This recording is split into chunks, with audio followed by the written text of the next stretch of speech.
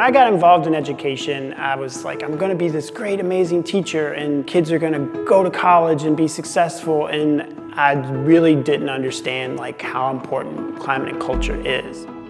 And if our purpose here is for students to learn, then we need to work on things that hinder them from learning. The state that we are in right now, I feel like it's an emergency.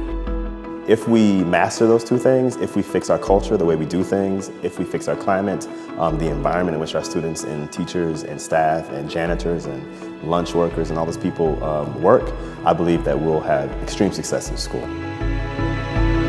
I am really honored to be in a room full of educators who are saying that it's not because my students are exposed to trauma I can't teach, but because my students are exposed to trauma I must teach. So thank you all for being those types of educators.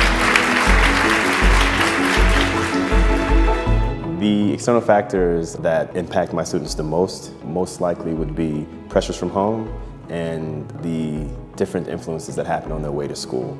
On most occasions, kids come in, you can see they're disheveled, they've been maybe harassed on the bus.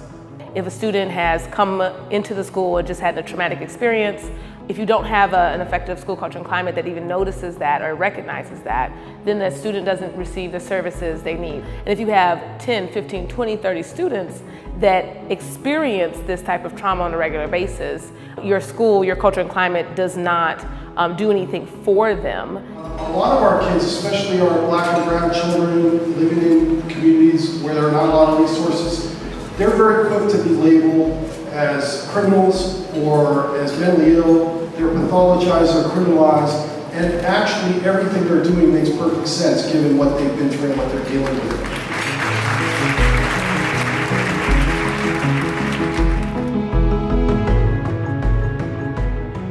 The recommendations go by the acronym A.C.C.E.S.S. Assess and compile. And we recommend that we really take a good look at our students. Each school has different needs. Finding those things out first helps build the culture, and you can provide the curriculum and trainings so that everyone has the same common language, so it's a level of consistency throughout the building. Another one of our recommendations is coordinate. So thinking about existing infrastructures, existing support systems, whether that's internal school and district-wide or external vendors, and really coordinating and working with them to better support our students.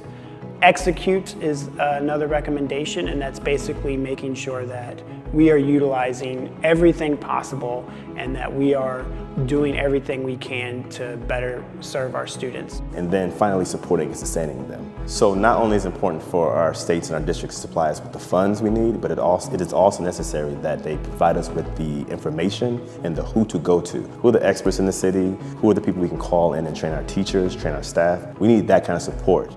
And sustain. And that's making sure that there's follow-up, that we are going to really take serious climate and culture, and that we're not going to just try one thing and if it doesn't work, give up on it, that we're going to keep fighting through and keep doing it because it's what our students need and it's what we have to do to better serve our students.